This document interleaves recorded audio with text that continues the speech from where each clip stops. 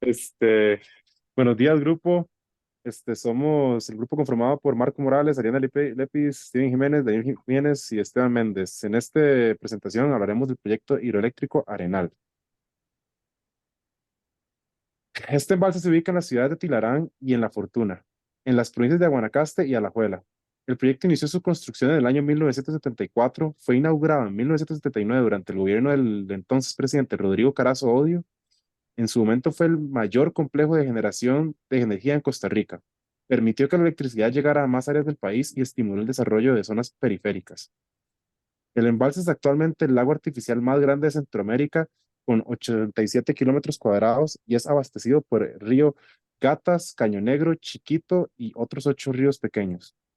Tiene una capacidad de generación de 157,40 kilovatios. Sin embargo, la generación eléctrica no es su único propósito. El riego, el turismo, deportes acuáticos, la pesca y el consumo recreativo, el pastoreo y la agricultura son otros de sus propósitos. Hola, colegas. Hemos estado teniendo muchos problemas para poder concretar el proyecto X y esto es muy frustrante. Ojalá si pudiéramos hablar con los ingenieros de la represa La Arenal, que en aquel momento tuvieron muchos problemas y los pudieron resolver, sería fabuloso. ¿Qué podemos hacer? ¿Qué, Inge? Claro, que se me ocurre que podríamos viajar al año 1980, cuando se inauguró la planta para consultar a los ingenieros de qué manera ellos lidiaron con los problemas ambientales y sociales en su época, viajando al pasado 44 años antes. Colegas, venimos del futuro para consultarles acerca del proyecto hidroeléctrico Arenal que ustedes acaban de inaugurar. Es sin duda un proyecto de gran magnitud e impacto para el país y queremos saber cómo ustedes pudieron lidiar con todos los impactos ambientales que conlleva el desarrollo de un proyecto de esta magnitud. Impactos ambientales. Claro, sí, se sabe que este tipo de proyectos traen consigo problemáticas como lo son la alteración de ecosistemas, el flujo del río Arenal. Al inundar tanta extensión de terreno se afectan los hábitats naturales y el ecosistema como tal, tanto la flora como la fauna, sin enfatizar en que esto además puede afectar en un futuro la calidad del agua. Bueno, digamos que en ese momento la prioridad era la generación de energía eléctrica, pero bueno, ahora que usted lo menciona, justo en ese año se realizó un estudio ecológico por el Centro Científico Tropical, si mal no recuerdo, en los alrededores del lago Arenal, por ahí, y recuerdo que, si no me equivoco, un 46% de las aves y un 63% de los mamíferos en peligro de extinción en Costa Rica estaban presentes en esta región. Si no me equivoco, también se mencionaron que habían especies endémicas o algo así. Me imagino que ahora eso es un gran problema donde ustedes vienen. Pero en ese momento esa zona no era un parque nacional. Eso seguramente fue una traba para el proyecto. Parque Nacional.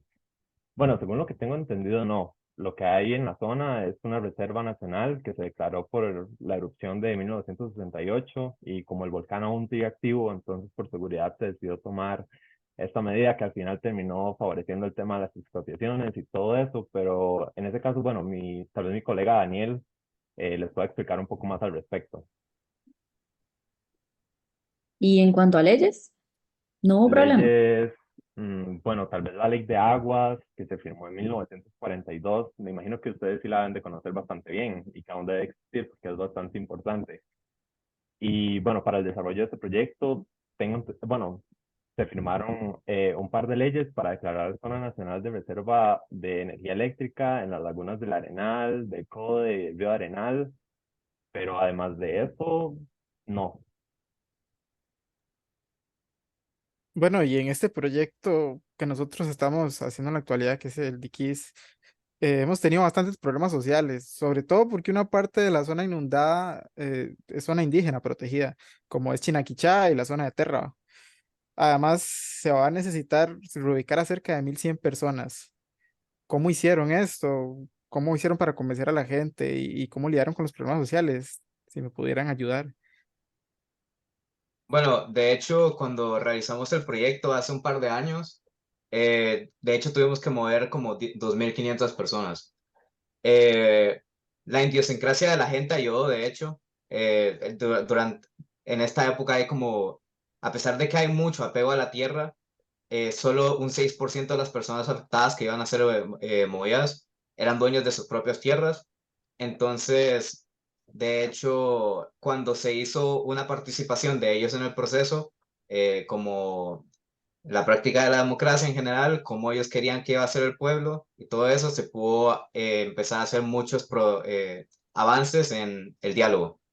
De hecho, este fue el primer proyecto en el país en el que se trató con las personas que iban a ser movidas por un gran proyecto, debido a que antes no se consideraba que podían siquiera comprender, de hecho, la magnitud de lo que se estaba haciendo.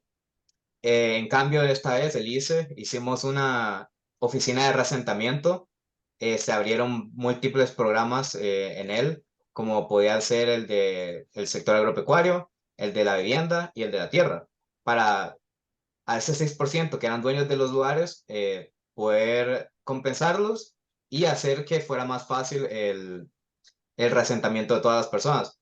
De hecho, al final, practicando todo esto, se les dio, la mayoría de las personas terminaron todo el mundo terminó con sus propias casas, eh, en general como en un área de 600 a 1200 metros cuadrados y con suficiente espacio como para incluso la agricultura. Todo esto fue hecho con estos diferentes programas. Wow, La población incluso votó por el nuevo lugar. wow, suena genial el trabajo que hicieron. Desgraciadamente, yo creo que en el proyecto de X lo hicimos mal, lo hicimos al revés, porque primero se planteó el proyecto y después se le consultó a los pobladores indígenas. Y esto generó mucho descontento. Y de ahí, nuestro país tiene un convenio internacional sobre los pueblos indígenas y ellos tienen una cosmovisión de desarrollo muy diferente, porque nosotros queremos hacer un desarrollo, pero los indígenas ven más bien la protección de la naturaleza y otras cosas como parte del desarrollo.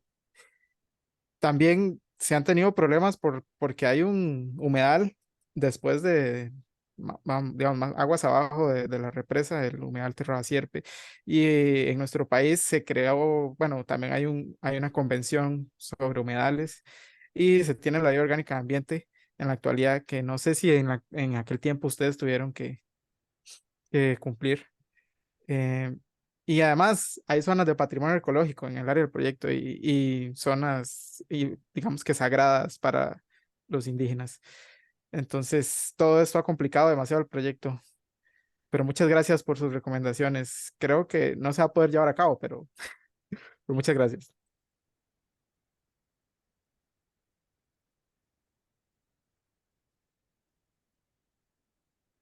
Entonces, a manera de conclusión, ¿cómo afectan las regulaciones vigentes al proyecto?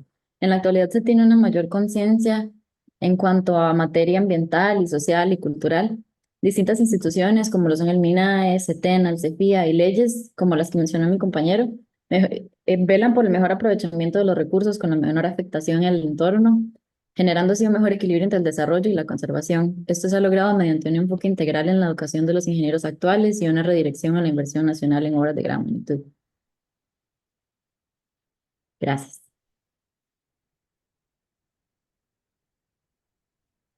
Bueno, y con esto regresamos a la actualidad a ver si logramos hacer algo.